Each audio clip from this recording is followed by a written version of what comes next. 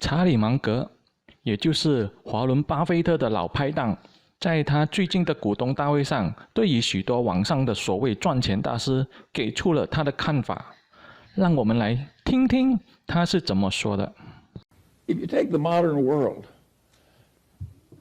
where people are trying to teach you how to come in and trade actively in stocks, well, I regard that as roughly equivalent to trying to induce a bunch of young people to start off on heroin. It is really stupid. And when you're already rich, to make your money by encouraging people to get rich by trading.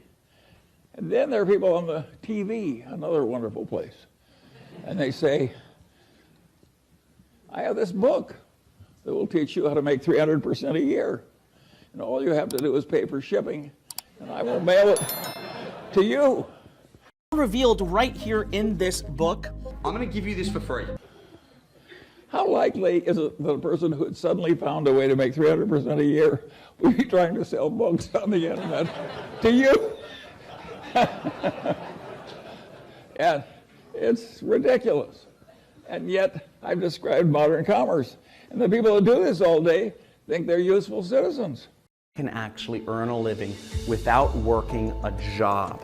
And I've helped more than 3,000 people from all around the world quit their jobs. And I'm going to show you step by step how my students are earning 6 and even 7 figures working from their laptops. From the advertising agents invent the lingo. And so in insurance, they say, the two people who shifted from Geico to the Glotz Insurance Company saved $400 each.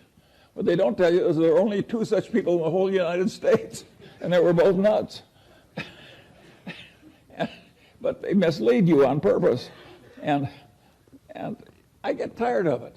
And I don't think it's right that we deliberately mislead people as much as we do.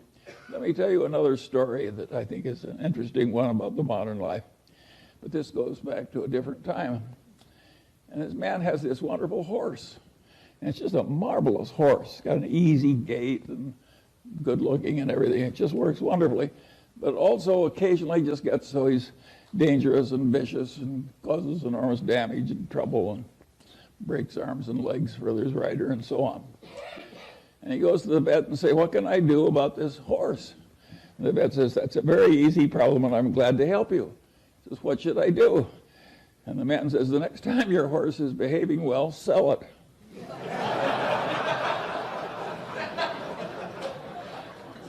Well, think of how immoral that is. And haven't I just described what private equity has to do? When private equity has to sell something that's really troublesome, they hire an investment banker. And what does the investment banker do? He makes a projection. You can't, I have never seen such expertise in my whole life as is created in making projections in investment banking. There is no business so lousy it can't get a wonderful projection. But is that a great way to make a living, to have phony projections and use it to make money out of people you look right into the eyes of? I would say no. And by and large, Warren and I, we never tried to make money out of stupidity of our dumb buyers. We tried to make money by buying. And if we were selling horse shit, we didn't want to pretend it was a cure for arthritis. And I think it's better to go through life our way instead of theirs. I think it's always been this way. I think there's always been chicanery. Think of the carnivals, the carny operator. Think how much trickery there is in a carny operation. And people just seek out the weaknesses of their fellow man and take advantage. And you have to get wise enough so you avoid them all.